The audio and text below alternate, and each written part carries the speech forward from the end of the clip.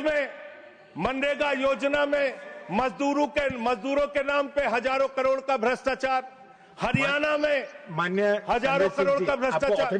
Sir योजना पे बोल रहा हूँ सर, योजना पे बोल रहा हूँ। सारा कागज चाहिए आपको, इनके भ्रष्टाचार का कागज चाहिए सर दे दूंगा, इनको दे दूंगा। लेकिन अब मैं सोच रहा था कि अब अगर चर्चा होगी तो क्या चर्चा होगी, लोग क्या कहेंगे? अरे भाजपाइयों ने जी राम जी योजना के तहत 1000 करोड़ का भ्रष्टाचार यूपी में कर लिया।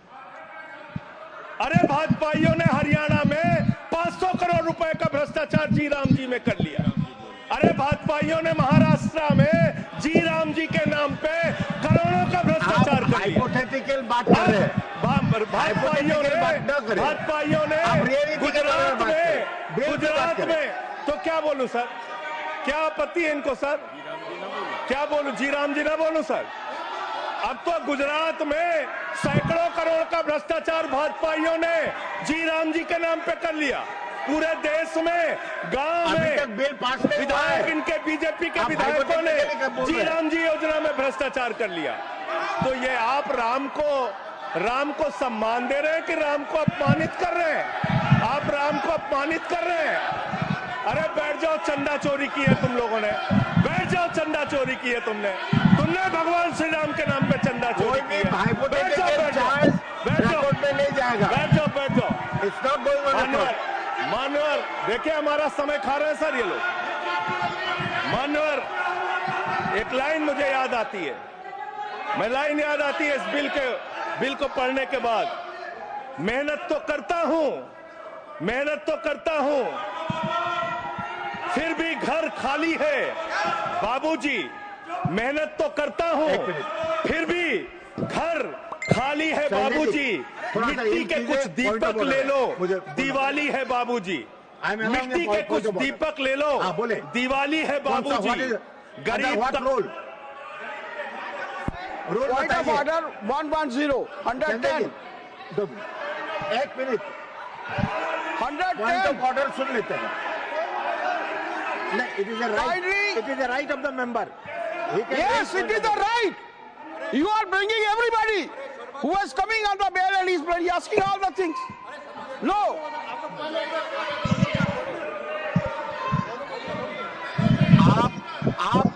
आप under what rule?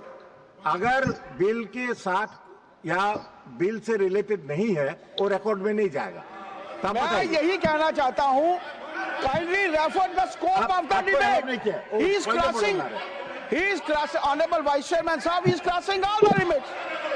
There is no mention either he should speak against the bill or in favor of the bill. Either मान्यवर बैठिए, either he should speak in favor of the bill or he should speak against the bill. He is not speaking against the bill, he is speaking against the Ram. How you can expect that we will agree to it? Role बताइए, role.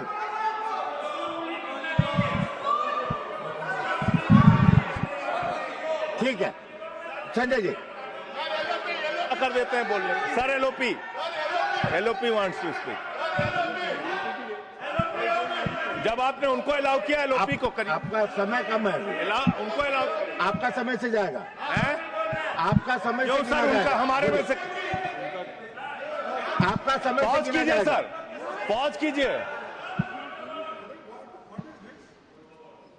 You asked me to stand. अभी नहीं, point of order मैंने सुन लिया है। देखिए, मैंने सुन लिया। No हाँ, वो देखिए, जो हाइपोथेटिकल बात है वो रिकॉर्ड में नहीं जाएगा। मैंने ऑलरेडी रूलिंग दे चुका है। बताइए। डिप्टी चेयरमैन साहब, आप बड़े सीनियर लीडर है और आप ये सब प्रोसीजर तो आपको मालूम है, फिर बताने की जरूरत नहीं है। लेकिन मैं आपसे विनती करता हूं कि जब वो खामोशी से बात कर रहे हैं और क्या मार रहे हैं क्या? देखिए, वो खामोशी से बात कर रहे हैं, सुनिए। आपको अगर जचता नहीं अगर आपको ये पसंद नहीं है तो आप उसका उत्तर बाद में दीजिए, पहले सुनिए उनका जो कहना चाहते हैं। हाँ, बोले। और उदाहरण के तौर पर अब उनको बोलने दीजिए। सारी चीजें वो उदाहरण के तौर पर बोल रहे हैं और कागज सामने रख के बोल रहे हैं, इसीलिए आप उनको परमिट देना, माननीय और संजय उनको सिंह, कहना बोलिए। जरा खामोश बैठ। धन्यवाद। मान्यवर मैं भाजपाइयों के लिए, भाजपाई मित्रों के लिए एक गाना गाना चाहता हूं कि देखो ऐ दीवानो ऐसा काम ना करो, राम का नाम बदनाम ना करो, राम का नाम बदनाम ना करो। इस जी राम जी योजना के नाम पे पूरे देश में आप लोगों का जो भ्रष्टाचार है, हम नहीं चाहते कि वो हमारे आराध्य भगवान श्री राम के साथ जुड़े। आप वो भ्रष्टाचार, वो चोरी, वो सारे कुछ लूटखोरी वो जोड़ना चाहते, कमीशन खोरी राम जी के नाम से, राम जी के नाम से जोड़ना चाहते हैं। लेकिन मैं क्या करूं मान्यवर, मैं तो कह रहा हूं, आप फिर आ गए मान्यवर, हम लोगों को। हाँ तो मान्यवर हम तो कह रहे हैं देखो ऐ दीवानो ऐसा काम ना करो, राम का नाम बदनाम ना करो। लेकिन हमारे भाजपाई मित्र कह रहे हैं राम राम जपना पराया माल अपना, राम राम जपना पराया माल अपना। इनका ध्यान लूटखोरी और भ्रष्टाचार में लगा हुआ है। इस कानून में क्या लिखा हुआ है मान्यवर, इस कानून में लिखा हुआ है, इस कानून में लिखा हुआ है मान्यवर, इसमें लिखा हुआ है कि 40% हिस्सा राज्य सरकारें देंगी, 60% हिस्सा केंद्र सरकार देगी। पहले 90% हिस्सा केंद्र सरकार देती थी, 10% हिस्सा राज्य सरकारें देती थी। आज तो ज्यादातर राज्य सरकारें आपकी नीतियों की बदौलत, आप जीएसटी का पैसा खाते हैं, राज्यों के टैक्स का पैसा खाते हैं, आपने राज्यों को खोखला कर दिया, आपने राज्यों को कर्ज में डुबा दिया। अब आप कह रहे हैं राज्य सरकारें इसमें पैसा लगाएंगी, यानी आप इस योजना को मारना चाहते हैं, आप इस देश के मजदूरों का हक मारना चाहते हैं, इस योजना को पूरी तरीके से खत्म और समाप्त करना चाहते हैं। इस मंशा से आप इस योजना को लेके आए हैं, क्योंकि राज्यों के ऊपर आज जो कर्जा है वो मैं पढ़ के आपके सामने सुनाना चाहता हूं। तमिलनाडु 8,34,000 करोड़ रुपए, उत्तर प्रदेश 7,69,000 करोड़ रुपए, महाराष्ट्र 7,22,000 करोड़ रुपए, पश्चिम बंगाल 6,58,000 करोड़ रुपए, कर्नाटक 5,57,000 करोड़ रुपए, राजस्थान 5,62,000 करोड़ रुपए, आंध्र प्रदेश 4,85,000 करोड़ रुपए, गुजरात 4,67,000 करोड़ रुपए, केरल 4,29,000 करोड़ रुपए, मध्य प्रदेश 4,18,000 करोड़ रुपए, तेलंगाना 3,89,000 करोड़ रुपए, बिहार 3,19,000 करोड़ रुपए। ये कर्जे में डूबे हुए राज्यों से, ये कर्जे में डूबे हुए राज्यों से आप ये कह रहे हैं कि 40% पैसा लगाओ, यानी कि सर आप ये हम बोल रहे हैं, कौन बोल रहा है सर, ये क्या हो रहा है? आप मैं आपसे पूछना चाहता हूं, राज्य जो कर्जे में डूबे हुए हैं, जो आप बोल रहे हैं वही रिकॉर्ड में जा रहा है। मान्यवर मैं ये कहना चाहता हूं कि जो राज्य पहले से ही लाखों लाख करोड़ रुपए के कर्जे में डूबे हुए हैं, आप उनसे कह रहे हैं 40% पैसा आपको लगाना होगा। आप इस योजना में कह रहे हैं कि आप एरिया तय करेंगे, एरिया आप निर्धारित करेंगे कहां पे ये आपकी स्कीम लागू होगी या नहीं लागू होगी, इसको आप तय करेंगे। ये कितने 125 दिन की आप बात कर रहे हैं मान्यवर, आंकड़ा उठाकर देख लीजिए, मंत्री जी यहां पर मौजूद हैं।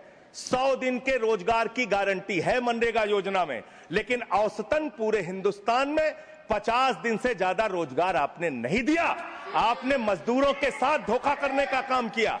और आंकड़े ये बताते हैं कि आपका जो बजट का निर्धारण होता है 12 करोड़ लोगों के लिए 267 रुपए के हिसाब से अगर आप मजदूरी निर्धारित करते हैं तो करीब करीब 3,13,000 करोड़ रुपए बनती है। आप उसके लिए 86,000 करोड़ रुपए का बजट रख रहे हैं, यानी कि मंशा आपकी शुरू से स्वयं यही है कि आप इस योजना के तहत लोगों को काम नहीं देना चाहते हैं, मजदूरी नहीं देना चाहते हैं। लेकिन मजदूरों के हक में, मजदूरों की आवाज उठाने वाले लोग देश भर में संगठित हो रहे हैं। ये आप दूसरा अपराध करने जा रहे हैं। मैं आपको कहना चाहता हूं, आपके माध्यम से इस सरकार को चेतावनी देना चाहता हूं। कौन सी हक की लड़ाई लड़ रहे हैं मेहराज मलिक, जो हमारा विधायक है जम्मू कश्मीर का? वो जमीन के हक की लड़ाई लड़ रहा था, मजदूर के हक की लड़ाई लड़ रहा था। आपने उसको पीएसए का कानून लगा के जेल में डाल दिया। कौन से हक की लड़ाई लड़ रहे थे सोनम वांगचुक? मजदूर के हक की लड़ाई लड़ रहे थे, किसान के मक्के हक की लड़ाई लड़ रहे थे, आम आदमी के हक की लड़ाई लड़ रहे थे, लद्दाख के लोगों के हक की लड़ाई लड़ रहे थे। उस सोनम वांगचुक को, जो एक पढ़े लिखे प्रतिष्ठित व्यक्ति हैं, उनको आपने पकड़कर जेल में डालने का काम किया। आप पूरे देश में जबरदस्ती मामला है जी, तो ये रिकॉर्ड में नहीं जाएगा। क्यों नहीं जाएगा सर? क्यों नहीं जाएगा सर? मजदूर के लिए लड़ने वाले क्यों नहीं जाएगा? मैटर जो सर, है क्यों नहीं जाएंगे? वो रिकॉर्ड में नहीं जाएगा। आगे बोले सर, आगे बोले सर।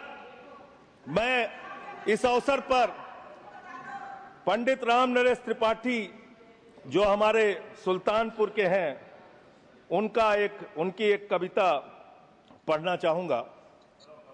ना मंदिर में, ना मस्जिद में, ना गिरजे के आसपास में, ना पर्वत पर, ना नदियों में, ना घर बैठे, ना प्रयास में, ना कुंजों में, ना उपवन में, शांति भवन या सुख निवास में, ना गाने में, ना बाने में, ना आशा में, ना ही हास में, ना छंदों में, ना प्रबंध में, ना अलंकार, ना अनुप्रास में, खोज ले कोई राम मिलेगा दीन जनों की भूख प्यास में।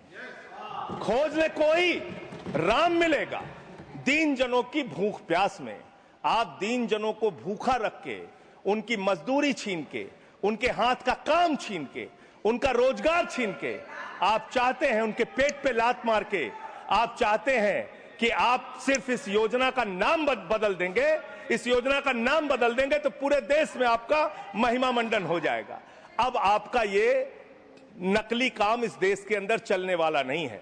पूरा देश आपकी सच्चाई जान चुका है। मान्यवर, पिछले दिनों मैंने पदयात्रा शुरू की थी अयोध्या से लेकर सरयू से संगम तक।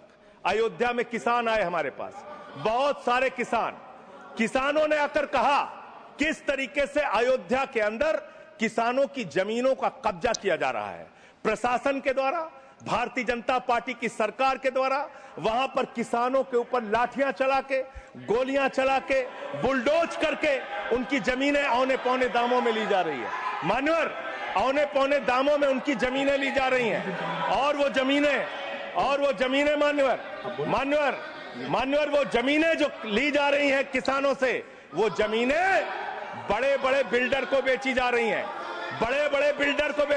हैं, किसानों से 5 लाख रुपए बिस्वा जमीन ली गई अयोध्या में। अरे सुनो ध्यान से, किसानों से 5 लाख रुपए बिस्वा अयोध्या में जमीन ली गई और लोढ़ा ब्रदर्स ने उसी जमीन को प्लाटिंग करके 1 करोड़ 80 लाख रुपए में बेचा। आप धंधा कर रहे हैं, प्रभु श्री राम के नाम पे आप धंधा कर रहे हैं, अयोध्या के लोगों को लूटने का काम कर रहे हैं, अयोध्या के किसानों को लूटने का काम कर रहे हैं। इसीलिए अयोध्या के लोगों ने आपको हराया, इसीलिए अयोध्या के लोगों ने आपको हराया। और यही आपका चरित्र रहेगा तो पूरे देश में जनता आपको जवाब देगी, जनता आपको हराने का काम करेगी। ये मजदूरों का हक मारने का काम जो आप कर रहे हैं, इसको बंद कीजिए। मानवर, मैं अंतिम बात कहना चाहता हूं, मानवर बोले, जब ये मनरेगा योजना लाई गई तो इस बिल को अस्थायी समिति में भेजा गया था। आज जब आप नई योजना लेकर आ रहे हैं, इसको अस्थायी समिति में आपने क्यों नहीं भेजा? क्या आप छिपाना चाहते हैं? क्या आपकी मंशा है? ये आप बताइए। और अंत में इन्हीं लाइनों के साथ कि हम मेहनत कश इस दुनिया से जब अपना हिस्सा मांगेंगे, एक बाग नहीं, एक खेत नहीं, हम सारी दुनिया मांगेंगे, इस देश का मजदूर आपके खिलाफ खड़ा होगा, अपनी आवाज को बुलंद करेगा। इंकलाब जिंदाबाद, वंदे मातरम, जय श्री राम, जय श्री राम। कोई श्री राम का नाम नहीं लिया। श्रीमान एस निरंजन रेड्डी।